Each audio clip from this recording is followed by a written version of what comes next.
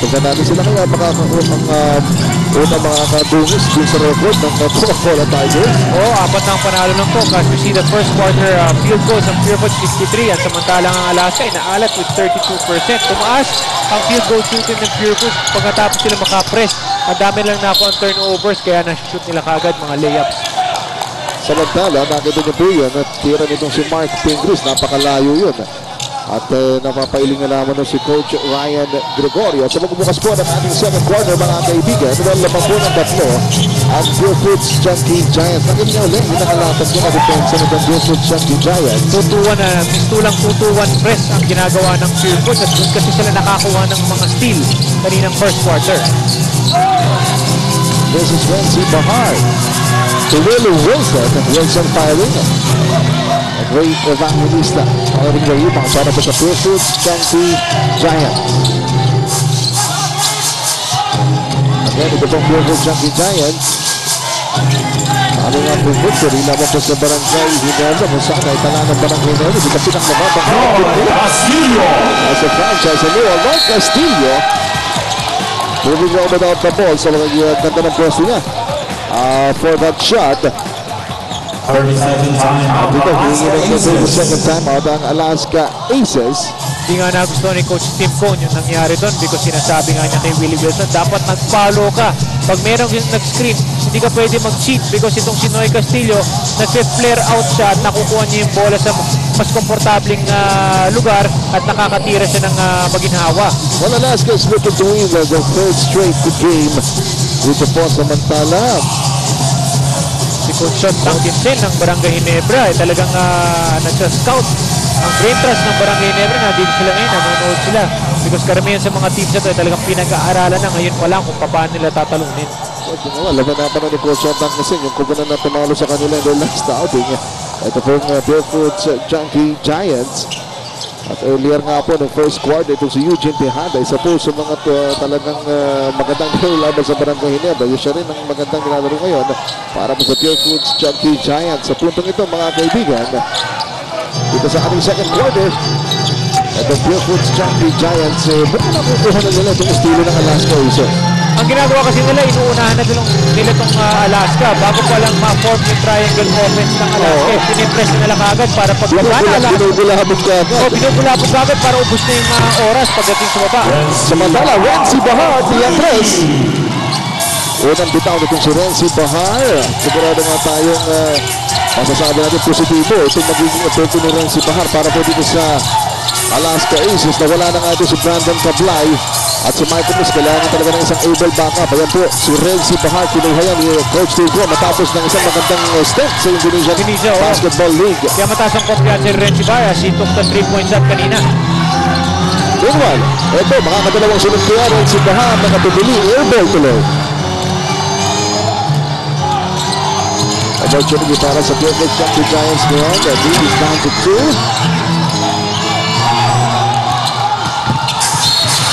And from behind, Ray Evangelista. Nakaka-ulit si Renzi Bahar. Kita mo naman mo, walang set. Meron pagkakataon mo kung tumatakbo ang parehong kupunan. Ayan naman.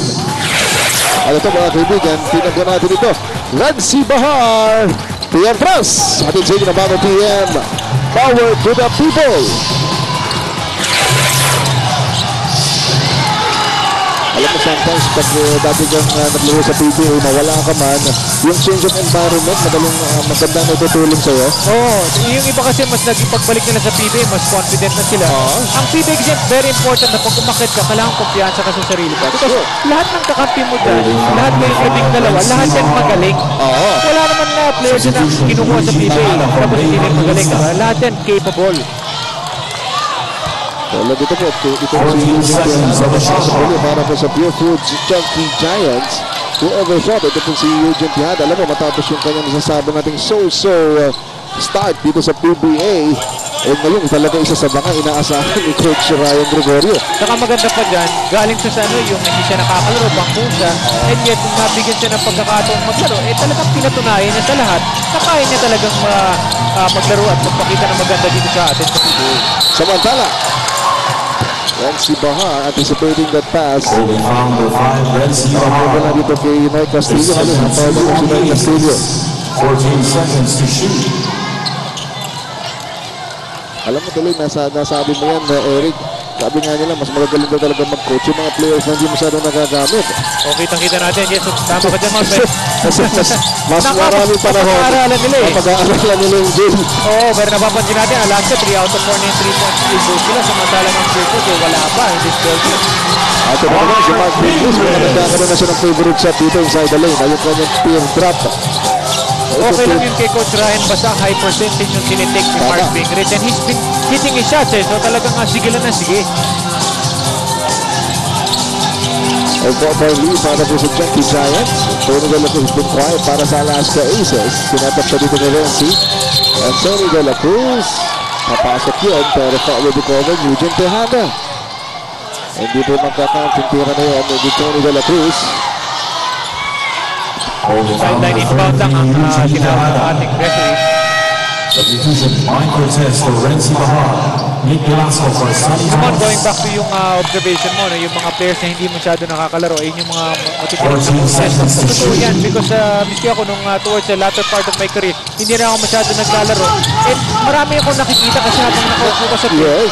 nakikita mo yung mga mali at yung mga pwede niyong magawa. Active foul number 9, Julie Paul. Samantala, His ito. first 3 on Pure Foods. Shot clock, Before 14 tawanan dito ng seconds. kanyang first personal foul. Sabi sa mga bata dyan, alam mo, marami ng physical ng mga liga-liga ngayon. Alam mo, pagkatapos sa coach mo, pag hindi ko pinapasok, tapos lalo yung pag-aralan, yung laban, yung laro, at itong basketball. Alam mo, mas mahirap yung buhay nga nung nanggagaling sa bench eh. Kasi hindi mo malaman kung kailan kayo papasok. Tapos, panilang ang panood mo. Siyempre, hindi mo alam kung ano kaya. Magagawa ko kaya yung pag pinasok ako. So, kailangan talaga yung role ng mga players coming off the bench. Kailangan handayan parating. 100% agad yung effort pag pinasok. Ay naman, samantala. Here's Roger Yap. Itong si Roger Yap, itong karinting ito yung una, parang roller coaster po. Ganun din siya, oh. Stability dito sa Pure Junkie Giants. Here's Mark Pingles. 7 to shoot, June Limpot. It was bad, yes. Hindi mo talaga pwedeng iiwan si Papa June Limpot ng ganun-ganun. Because through the years, he has really perfected that shot. At talagang taas naman ng kanyang shooting percentage pag nalibre. At dito sa Philippines na talaga naman punong-puno ang kumpiyansa ni Coach Ryan. Dito sa, ang ganda ng supalpal na yun. Tama ka nun. Kabit na kabit. Dito yung pagkabagit ng partner ko dito. Yung supalpal na Pingles dito kay Tony De La Cruz. Samantala, Noy Castillo naman! Castillo. 4 points para kay Golden Boy. At sa isang iglap, umalago na naman. Ito yung Pure Junkie Giants dito sa Alaska Aces. At nagbubunyi ang bench ng Pure Junkie Giants. At tawag na tama ng Alaska Aces. Also, take a look at this. Tingnan niyo po yan. Ayun, huling-huli ni Mark Pingles ang kapupunta. Nakuha pa niya yung bola, oh. At ito na naman, magaling gumamit ng screen ngayong gabing ito. Hapong ito, ito pong si Noy Castillo as he scores that basket. We have a break. We'll be right back. Ball ito po Griffith. Sinala Barangay Ginebra in the last outing 73-56 to snap out of a 2-game losing scheme. At alam mo, 56 ng Barangay Ginebra kanina. Binabagit nga natin yun, Eric, ha?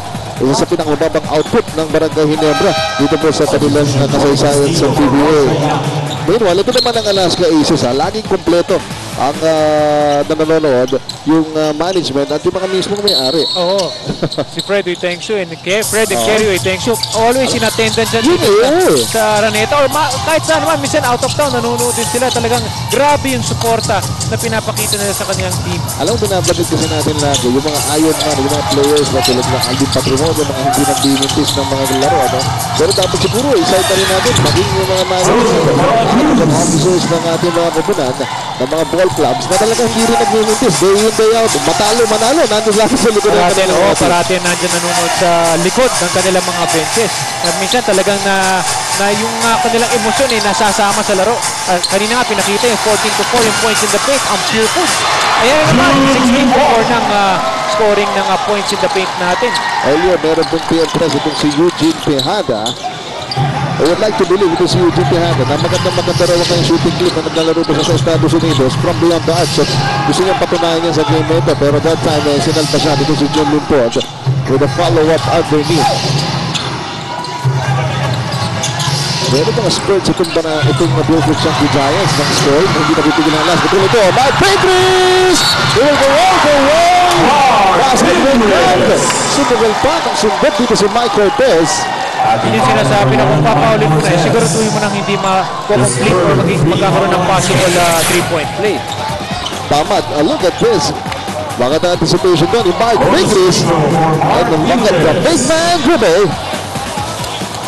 Kala mo sabi ni Mike Pingree dito kay Mike Cortez.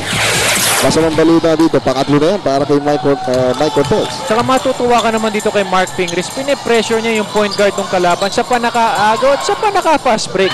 Kita mo naman yung effort at yung energy na pinapakita ni Mark Pingree sa second quarter. Ano completes the 3-point play yung versus Mark Pingree. Sa punto nito, katama natin si Dominic. Mono, yung concern nitong Alaska Aces is yung minutes na binibigay nila sa starters nila. Like the guys like Aliado, Velasco, Cortez, and Carriazo. Guys who are averaging 35 to 40 minutes. Pati itong si Tony De La Cruz. Pag pumapasok yung kanilang mga bench players, hindi nakikip up yung intensity. Kaya na nakita natin, yung mga Chunky Giants nung pumasok yung second group nitong Alaska Aces. Yun yung concern ni Coach Tim Cone. Sabi nga niya, the guys on the bench have to step up. Kasi nga, limited yung minutes lang nila, pero kailangan niya ipakita whenever they're in that they can play and maintain the same quality of game. Parang ka dyan, Dominic, matapos malaman yung first quarter kanina, 10 players na yung binabalasa o pinalasa ni Coach Tim Cone. Pero ang problema, hindi naging productive yung mga pumasok. Tama, maganda yung observation ni Coach, yung sabi nga niya kasamang Dominic. As we see the bench scoring right now, 21 to 5. Yan ang agad na nagpapatunay na talagang yung mga bench players play an important role. Pag pinasok ka, kailangan handa ka na. Alright now, John Lee po matatawagan dito ng pangalawa para kay John Lee Bond. Po si Coach Tim Cone, I'm sure, outline yung kanilang game plan nila. Alam nila, nagagawitan ng Beaufort Chunky Giants yung kanilang set series. At kailangan nga naman, samantala, ito may sipal pala naman. Ito si Mark Pingree dito kay Nick Velasco. Mark Pingree against Don Aliado. He starts to dribble and reaching in with Mike Cortez. Pang-apat yan.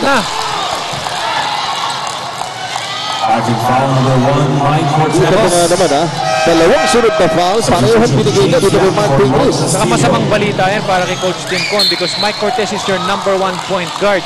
So ngayon, kailangan ngayon ng ipasok mo si Renzi Bahar. Kailangan ngayon ni Renzi Bahar na magpakita ng mahusay for Coach Tim Cone.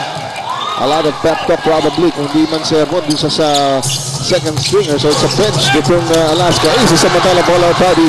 Supalpal naman doon kay Tony De La Cruz. Kita mo naman yung bilis ng Polar Tadi. Inabot pa niya yung pasa kay Jeffrey Carriazo ni Mike Cortez doon sa kanto. Sobrang ligsin. Sinasabi nga namin na nasa radyo kami. Nauna pa sa kanyang anino. Yan po, well. Sobrang tulid Alright. Pero yun naman po yung asset na ginagamit ko si Polar Tadi. Abala nangyari dito sa game natin, partner. Palitan ng supal balag. Ganun po kataas ang intensity ng depensa dito sa game na ito. Pero isipin mo yung depensa ng Beaufort Chunky Giants, talagang kumukolapse, parang magnet nga Pag may dumrev na taga-Alaska na nagkukumpul-kumpul yung Beaufort, tulong-tulong sila. Yun ang napakagandang panuorin, lalo na pag ang pinag-uusapan natin ay depensa. Alright, now it's our Tadi against Renzi Bahar. Kasi hinakita ng college yun, pagkat Tadi plays for the U Red Warriors, samantalang sa San Pedro Red Lions naman ito si Renzi Bahar. And Mike Pingree. Unstoppable dito po sa second quarter natin. 7 puntos ang ginagawa ng Mark Pingree dito sa second quarter. May kabuang 11 puntos. Ito po si Mark Pingree. And right now, ito lumalobo ang lamang ng Beaufort Chunky Giants 38 to 25. And the 32nd time at nahingin dito ng Alaska Aces. Importante talaga, kitang-kita mo rito, yung lahat ng Beaufort Chunky Giants ay kumukolapse kay Nick Velasco. Yun yung sinasabi ni kasamang Dominic kanina na nag-worry nga si Coach Tim Cone, na yung starters madalig sila ni Nick Velasco na parating nagta-top score for you, mauubos at mauubos din yan at mapapagod. Kailangan talaga yung bench players ang magkakaroon ng suporta. Yung suporta na tinatawag, yun ang hinihingi ni Coach Tim Cone sa kanila. Meanwhile mga kaibigan, binabayado natin yung mga nagtatapos at nagsipagtapos na dito po sa itong mga nakaraang araw. Alam po natin maraming mga gumagraduate. Pero ito, punta po natin ang ating Blue Foods Lean and Mean 3-point play. After a steal, the Mark Pingree who will stretch for that layup. Tutungo siya sa free throw line at tatapusin niya yan. 3-point play, courtesy of 5 Fingers, Brooklyn's Bacon with 3 variants, Honey Cube Maple, and the newest Lean and Mean Bacon. Already with 11 points. Yan po si Mark Fingers. Karera sila. Artadi. Mawawala sa bola. Pero ito, matatraveling na dito si Paul Artadi. Si Coach Tim ko, nasa court na natin. Talagang, ayun.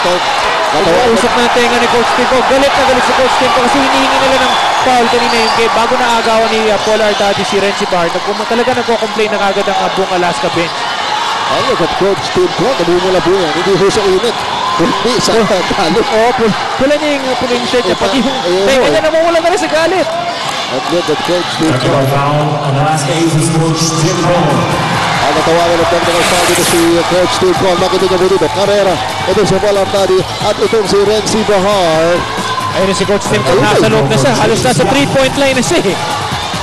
Talagang yun na nga. Matatawagan na siya ng technical. Ang sinigil, the entire coaching staff ng Alaska Aces nila, Erika. Wala, sumunod nila mo sila upang kabuhin si Coach Tim. Kailangan nila awatin na rin si Coach Tim. Opo, at yung technical free throw, pinuha nitong si James Yap ay pumasok. So, natagdagan pa tuloy itong lamang ng Fairfield Chunky Giants. Kasi nagsimula po itong ating second quarter, yan, nagsimula na sila mag-dominate dito sa ballgame ito. So, Kita mo naman, second quarter filter. Napakataas ang shooting percentage ng Pure Foods. Ang Alaska na talagang nahihirapan sila na maibaba yung bola. Kita may depensa ng ating si Giants. 3-second violation. 3-second violation. Napaka-tentative itong offensiva ng Alaska Aces. Pero alam mo man, okay rin yung nakapagpa-technical din si Coach Tim because isa rin yun ng ploy para magising yung mga players niya. Kilala mo si Coach Tim ko. Matagal-tagal ko rin na na-under dito kay Coach Tim ko.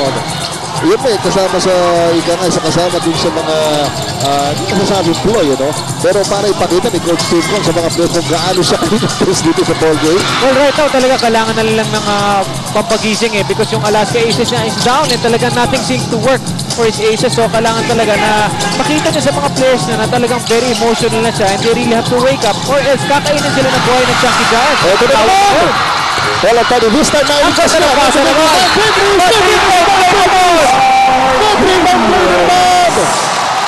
Mark Pedris! Pero ito, dito nyo naman nag-body slam pa. Itong si Paul Artadi and Mark Pedris, of course, masaya sa sarili si Paul Artadi for saving that ball. Let's take a look at this. Look at the swiftness of Paul Artadi. Tapos makita mo yung body control, preno sa may. But he fails to complete the 3-point play. But right now, ito po yung pinakamalaking lamang. 16 puntos. Malaki-laki ang mahabulin ng Alaska mo in the second half. And give this Chunky Giants yung kanilang mga hustle plays. Getting them more opportunities to go to the basket. Under 3 minutes dito po sa second quarter natin. Natapos pa yung first quarter natin with Buford just enjoying a 3-point lead. Pero dito sa second quarter, pinagpatuloy nila yung kanilang domination anchored on a stifling defense. And hustle, ayun naman po. At the 32nd, or a full timeout, ang hiningi din ng Buford Chunky Giants. Ito si Mark Pedris. It's been very now para po sa Buford Chunky Giants dito sa second quarter. Alaska scoreless in the last 3.5 minutes of play. Talagang matagal-tagal ng talagang naglalamig itong mga Aces at hindi talaga sila makashoot. At dito mo naman si Ben Aliado. Nakakita niya nasa harap niya. Itong si Paul Artadi. Lahat at inipensan ni Paul Artadi sa sobrang tulin kahit yung 5 Alaska players kaya niyang takatan.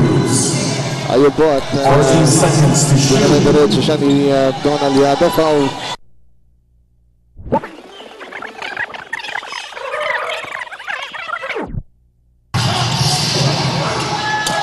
At tagal-tagal na pong walang puntos. Itong Alaska Aces at kahit binanggit natin yan, narinig tayo ni Nick Velasco. He scored the basket. Meron pang foul. Kita mo naman kung gano'ng ka pwedeng maasahan itong si Nick Velasco. Nangangailangan ng 2 points. Itong Alaska Aces para patayin ang sunog na binibigay ng Pure Foods Chunky Giants. At bigyan mo na kay Nick Velasco yung bola para makascore na kagad at magbago ang takbo ng laro. Nalala ko ito yung sinasabi ni Coach Tim Cone, hindi ba? Going up against the younger coaches daw ngayon sa panahon dito sa PBA, kailangan na mas sharper siya to look at to do the counter adjustments because may mga ginagawa yung iba nakakalaban niya or masasabi nga natin na unorthodox o hindi labas doon sa karaniwang disiplina ng basketball. If you will take a look at Pure Foods Chunky Giants, sila Coach Ryan Gregorio, they love to experiment and this time magsasucceed ang Pure Foods. Kailangan talaga kontrahan ng mga coaches eh. They have to keep on studying. Kailangan basa lang sila ng basa ng laro para alam nila kung anong strategy ang pinakamaganda lalo na pagdating ng second half. Samantala, ito po.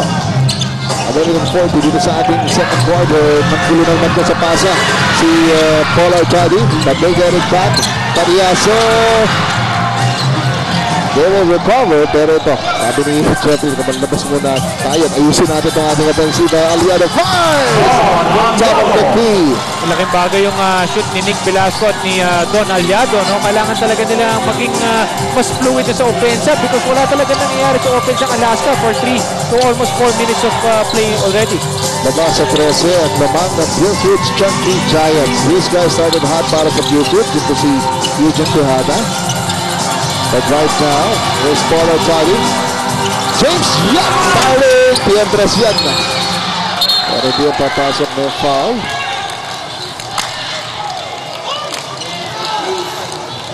Who's on foul number 15, Mark Pingris. Mark Pingris. Ang maganda kasi kay Mark Pingris, kanina pa siya sabay na sabay for offensive rebounds. Kaya ang dami niya nakukuha. Pero yun naman, natawagan naman siya ng foul. Alam mo, masamang balita para kay Coach Ryan yan. Dahil pang-apat na yun eh. Itong si Mark Pingris. Pero kahit pa paano mo, ikaw naman ang lamang. So kahit nag-apat na foul na si Mark Pingris, malaking bagay na kagad na ikaw yung lamang. Ayan po, at ito mga kaibigan. Nick Velasco ang nasa free throw line. Matagal-tagal nang hindi nadadagdagan yung 11 puntos na yun ni Nick Velasco. At hindi pa rin nadadagdagan sa first free throw. Mark Pingris with 4 personal fouls. Kailangan palitan ni Coach Ryan Gregorio. Ako po, dalawang premiadong point guard ni Coach Tim Cone, Mike Cortez and Renzi Bahar. Second is good para kay Nick. Total of 12 points para kay Nick Velasco. At ang hingi ng timeout ang Pure Foods Chunky Giants. Only 37 timeout ang hiningi dito ng Pure Foods Chunky Giants. At ayan, sa punto ito, nais kong pasalamatan yung mga kababayan po natin dyan po sa Hong Kong, lalong napakainit ng pagtanggap ng mga kababayan natin doon, Eric. Talagang laksa silang tumungo sa Queen Elizabeth Stadium dyan po sa Wanjai. At pinanood, ito pong, yung pong laban nga ng Pure Foods Chunky Giants at ng Chocolate Sex hometown. So, lahat mula doon sa konsulado natin doon at yung mga Pilipino na kilala natin doon, sila Ginoong Rene Lundo. At maraming mga kababayan tayo na talagang buo ang suporta. So, doon sa mga kamag-anakan nila dito ngayon sa Pilipinas, sa nanonood sa atin ngayon, kung maaari po, ipaabot ninyo ang aming taus-pusong pasasalamat. Saka, papasalamatan din kita man, pinadalan mo ko ng siopaw at siomay. Ayun. Ayun po. Alright, well, ang PBA po tuloy-tuloy na mag-ahatid ng saya kung saan man kayo sa mundo. Ayan po, kaya at tabayanan po ninyo ang patuloy na paghatid ng PBA ng aksyon sa inyong mga lugar tulad po sa darating na PBA on tour dyan naman po sa Isabela. Meanwhile, Arcadi to Corderay Mundo. Matagal na nahimig ito. Pero hindi pa rin makakalimutan ang score niyan. 8 points na para kay Corderay Mundo. Alam mo mo, nagkakahimitan na rin si Richard D. tsaka si Don Aliado. Nagkakagirian talaga sa ilalim eh. Ang Arcadi, matatawagan dito ng foul. Pangatlo para kay Paul Arcadi. Il-advise yun pagkat nasa penalty na sila.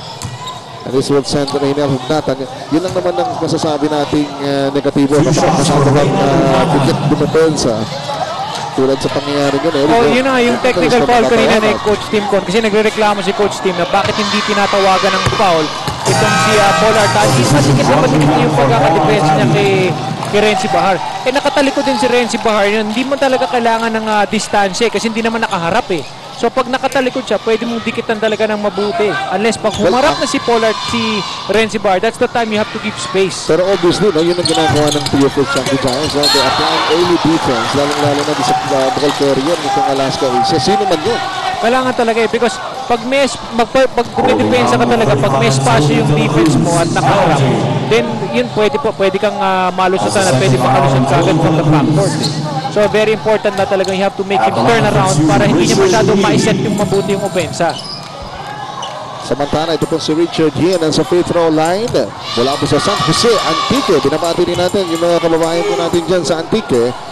Mga kababayan din dyan ni Richard Yin. Maganda rin yung pagkakapasok ni Richard Yin. Quality minutes din. Nakakapagbigay siya ng puntos. And at the same time, humahasel pa siya for those rebounds. You saw kanina yung bench scoring natin. Ang lalaki ng disparity. Ang layo. With ng bench scoring ng Pure Foods at ng Alaska Aces. Second one drop. Ito na naman. Roger Yap. In the clear para sa Pure Foods Chunky Giants. Alright. Yan po ang oras na nalalabi sa second quarter natin. Pero ito sa segundo na lamang sa shot clock ng Pure Foods. Umatake na si Kobe Raymundo. Pero hindi nila na-follow yung rebound. Roger Yab. Tejada. Jumper niya short. Kobe Raymundo reverse. Wala pa rin. Karera sa bola. Yun naman. Hassel ni Roger Yab. Ball tapped out.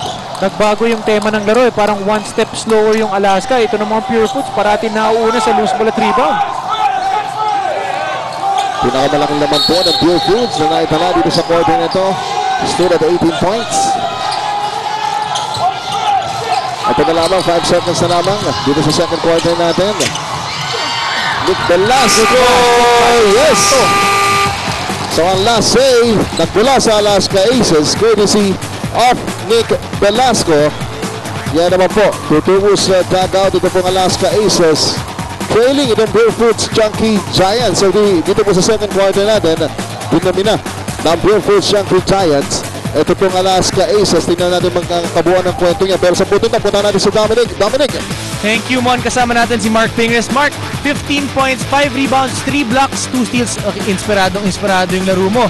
Sino ba ang nag-i-inspire sa laro mo o sa puso mo? Number 1 si Lord, number 2 family ko, number 3 si Hindi namin narinig. Danica.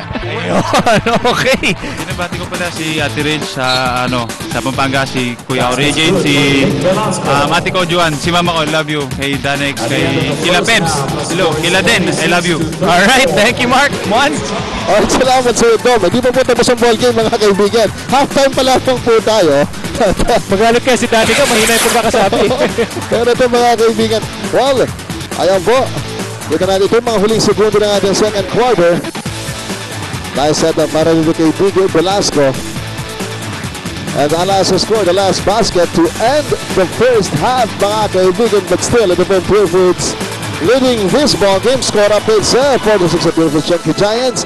24 naman sa Alaska.